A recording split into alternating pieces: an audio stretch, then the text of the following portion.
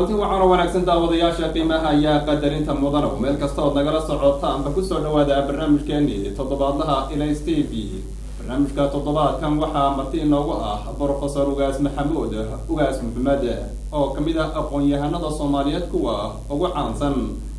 barnaamijka maanta ayaa waxa uu noqon doonaa shirkadaha shisheeye iyo shidaalka Ogaadeniya.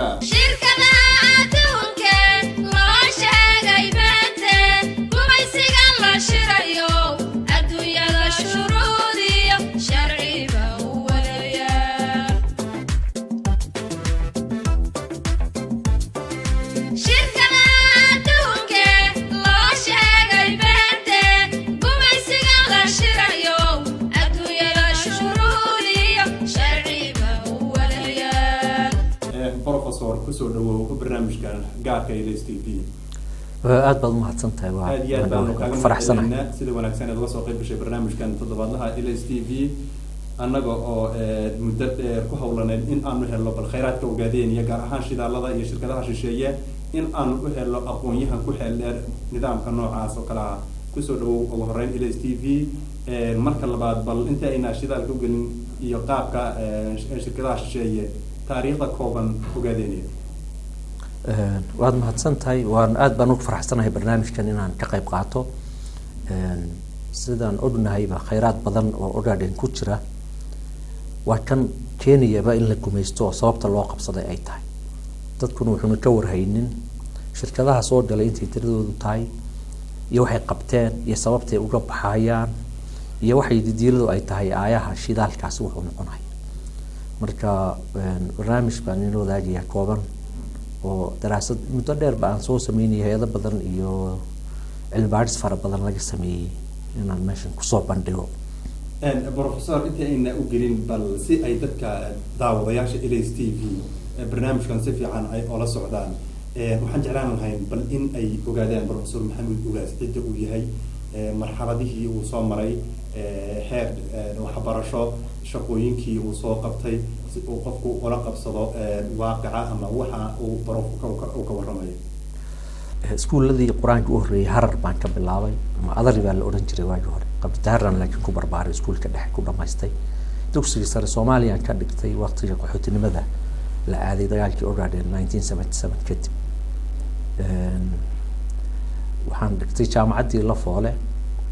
xisaab baan ku takhasusay 4 sano dhiganay 4 sano hadana macalinka ahaa wadankii baa dumay dib baa loo soo noqday Rome University baan fellowship 3 years ka sameeyay curriculumka hadana Ethiopia Management Institute baan postgraduate diploma degree koobaad ka sameeyay inta ka dambeysana waxbarasho badan baan dibadda u aaday oo aan Sachsen University or Nova Villanova University of British Columbia Open University and PhD ka sameeyay management intaas xagga waxbarashadii bay ahayd in seminaaro badan oo ku dhex jiray aan qaadan jiray waxaan ka soo shaqeeyay manhajkii u horeeyay af Soomaaliga lagu turjumayay 1992 Addis Ababa coordinator baan ka ahaa markii kililadu ay sameysmeen maamulka u horeeyay oo la hogaaminayay wasiirka qorsheynta u horeeyay baan ahaa kadibna hay'adda la yiraahdo Ogaden Human Rights Committee iyo Ogaden Welfare Society baan wax ka aasaasay labadaba ka soo shaqeeyay waxaan soo shaqeeyay UNDP WFP baan u shaqeeyay wadankii senior field researcher aan ka ahaa intii la qaxayna human rights activist baan ahaa hay'adda Oxfam iyo Amnesty International iyo يا سميني مش عاد independent researcher baan ana xafiisyo kule East Africa iyo Canada daraasadaha uma sameeyaa sidaas shaqadayda iyo waxbarashadayda iyo kooban ay ahayd wadankii markii xorgaal baan yaan wahay aad baad u mahadsantahay sida kooban ee nagu soo koobtay intii hadda dib u noqono xilligii 91 wixii ka dambeeyay iyo intii aad wadanka aad ka baxday shaqooyinkii aad ka haysay Ogaadeniya iyo waxyaabihii waxaan la soconaa in lagu xidhay berigii abaarihii Ogaadeniya ka dhacay sababtii lagu xidhay iyo waxyaabihii kooskareen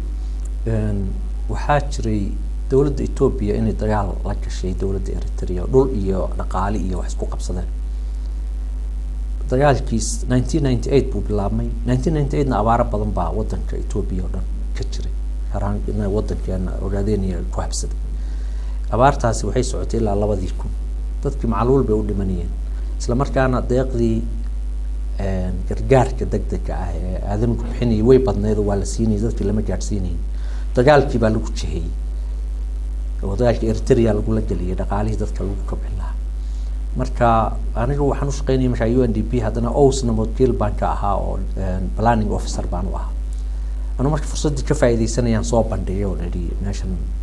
dadkii way dhimanayaan living skeleton markuu baxayo way magacaas malizeenaawi living skeleton inaad aragto baad rabtaa bay ku tiri gabadhii BBC-da maalintii horeysay warsanaysay Ethiopia oo xorriyad hadalii ka jirin nin intaa ka dhaxeeyay adduunkiina ku soo jeediyay boqol content TV oo live ah timid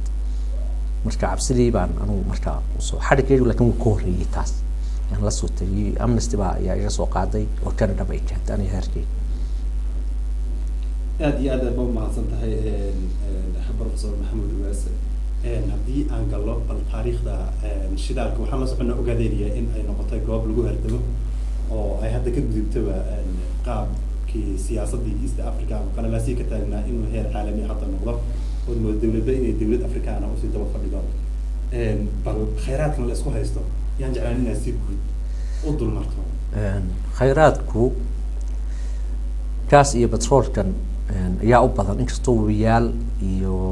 dhul dihin oo wax lagu beeri karo iyo macdan ba ay jirto khayraadkani waa wax muuqda 1920 ay Standard Oil oo USA ah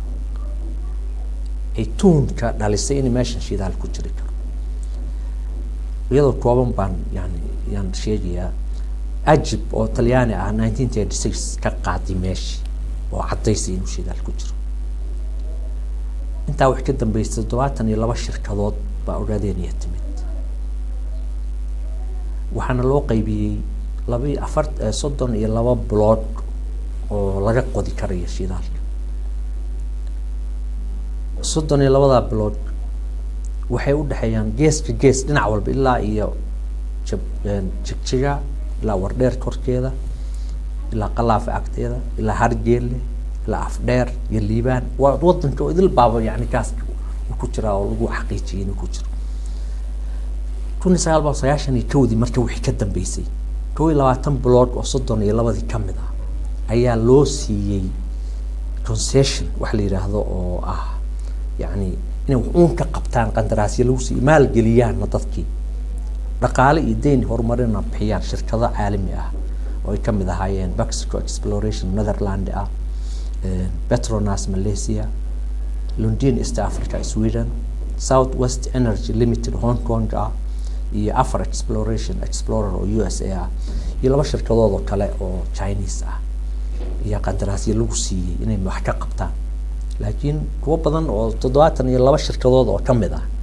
adduunka kuwa ugu caalamisan way yimaadeen mid walba wax buu galiyay meeshaas waxa la develop gareeyay gas process badan buu mari baaritaan buu mari waa la heli waa la qodi installation ba biral gelin tuubooyin bamki koraal lagu rakibay warshadihii baa la dhisay ama dhoofin lahaa ama sifayn lahaa marka waa la develop gareeyay waa la soo saaray waa lagu xaqiijiyay wuu ku jiraa weey macnihiisu afar aag baa la xaqiijiyay jeexdin hilaale oballe iyo hargeelle jeexdin oo kale 16 ceel baa qodan oo bam ku jira oo bamki korana uu ku jira 10 ceel oo kamidana waa diyaar hilaale oo kale 20 ceel baa diyaar ah oo bam oo tuubooyinka hoose ee pipelines ay ku jiraan hargeelle oo kale ceelasha afkoodii waa la identify gareeyay meeshii ka dhawaayeen laga qodi lahaa oballe oo kalena waxa dhamaaday baaritaan laakiin 32 block ba gaasku ku jira 22 kamidana shirkadaha loo hibeeyay oo concessionadoodii qaatay marka taariikhda iyadoo kooban waa intaas oo dad badan baa waxay oranayaan meesha shidaal kuma jira gaas kuma jira waa propaganda gaas iyo shidaal buu ku jiraan ilaa 300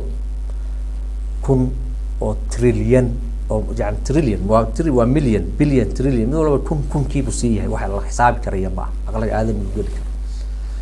wuu ku jiraa gaaskaas intaas shirkadood baana timi ku looltamaysa oo mid walba wax gashaday. Okay, aad iyo aad baad mahadsantahay professor. shirkadaha noocan ah bal sharciga ay kusoo galaan iyo sharciga u yaalla Ethiopia oo mar walba wakiil in ay oga tahay ogaadeenaya shirkadahan caalamiga ah bal iyana labada sharci adiga oo barbar dhigaya kuna horeynaya sharciga Ethiopia. Sharciga Ethiopia dastuurka qoran ee u dambeeyay la qoray 95 la ansixiyay. Qodobka 4aad qaybtiisa saddexaad ayaa waxay qoraysaa in hantida khayraadka dabiiciga iyo magaalada waa yani article-ku ka hadlayaa right to property lahaanshaha milkiilanimada hanti buu ka hadlayaa qodobkaas. waxaa iskale khayraadka dabiiciga dawladda dhexe ayuu khaas ugu yahay wuxuuna ka dhexeeyaa qowmiyadaha Ethiopia oo dhan. dhulka noocaasa hantida ku jirta lamana iibin karo lamana wax kalena laguma bedelan karayo dawladda dhexaana maamulaysa. qodobka soo af Ingiriis ku qoran haddaan akhriyo dad badan baa fahmi karay. marka the right to ownership of rural and urban land as well as of all natural resources is exclusively vested in the state and in the peoples of Ethiopia. marka waxaan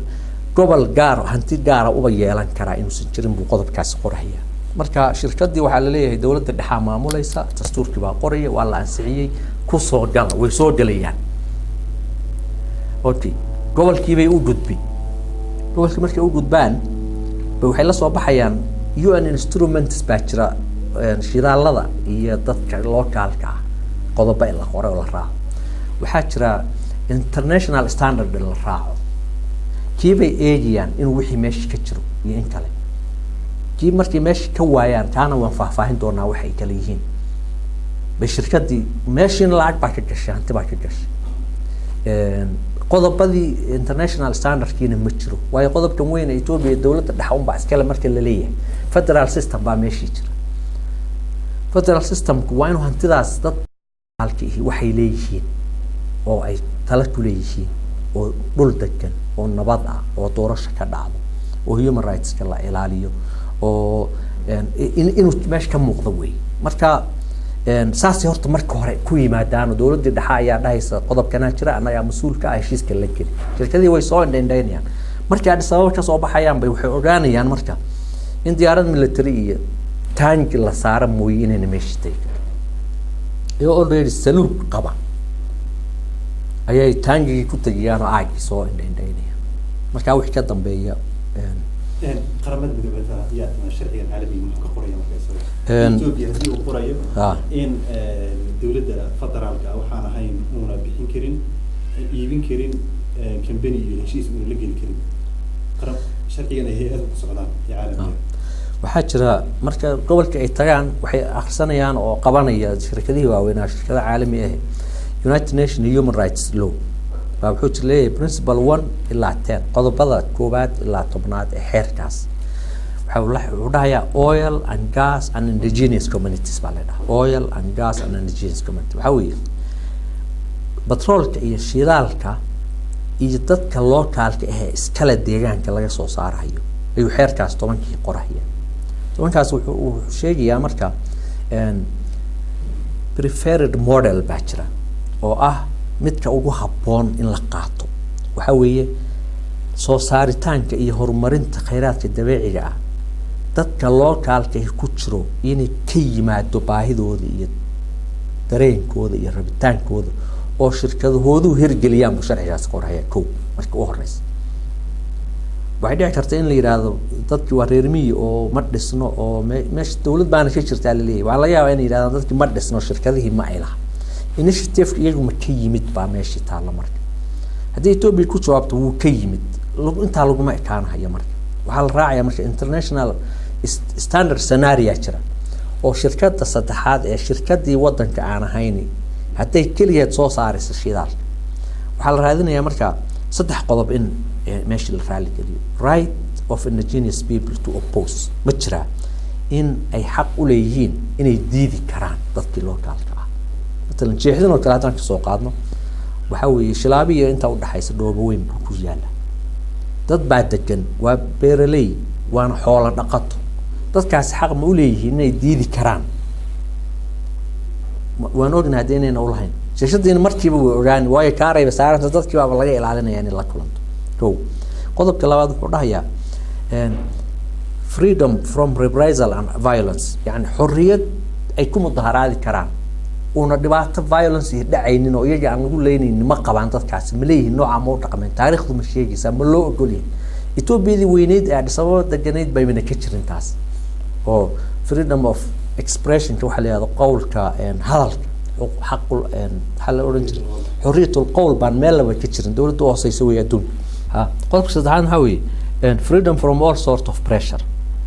xor ma ka yihiin wax cadaadis inaan la saaraynin sida ay waxay rabaan u yiraahdaan u dalbadaan marka haddii iyagu ayna lahayn hay-ado soo saara kombaniyaal soo saara oo ay rabitaankooda lagu soo saaraynin oo hay-ado kale kombaniyaal kale ay soo saarayaan saddexda qodob ma jiraan meeshii ma jiraan way arkayaan kombaniyaashii inayna saddexdaas jirin intaa marka kaliya kuma seeka hadday xataa intaas jiraan oo halkaa la dhaafo oo la dhaho way jiraan negotiation iyo agreement baa loo baahan yahay inay la sameeyo oo yani xaalad ku habboon oo dadkaasi xaq u leeyihiin inay heshiis la galaan shirkadihii oo la hadli karayaan ma jiraan impact mitigation meesha dhib baa ka iman karaa wixii dhibkaa lagu xallin lahaa hadduu gaasku matalan tuubooyinka intuu burqado halaabo haddii deegaankii cimiladii dadkii saxadoodii ay halowdo impact mitigationkii baa laga wada hadlayo heshiiskii ku jira partnership and profit sharing يعني إن شاء الله شركوبه أو profit كأي وحكي عشان ذاتك وحي فائدة أها هدي مرن أو grievance procedure معناه وحل مرن كي خلافات كي مجرى independent body أو regulate جرينية وحنا يعني كنترولية ضد حرة أو organ أو system لو سميه كنترولي كريه وحنا إذن مجرو ضد كسب بوحدة marka planning laga bilaabo ilaa waxaan laga faa'iideysanayo ma yeeli karayaan ba meeshii taal heerka marka waxa soo idil buu qorahiya marka ay ogaadaan in la geeyo kaar lagu geeyo ay waxaan oo dhan arkaan inuu si jirin bay ka noqonayaan hantina way ka gashay oo way u muuqataa dhaqaalana meeshii uu uga muuqdaa oo way tuhmayaan in maaragtay hanti meeshii ku jirto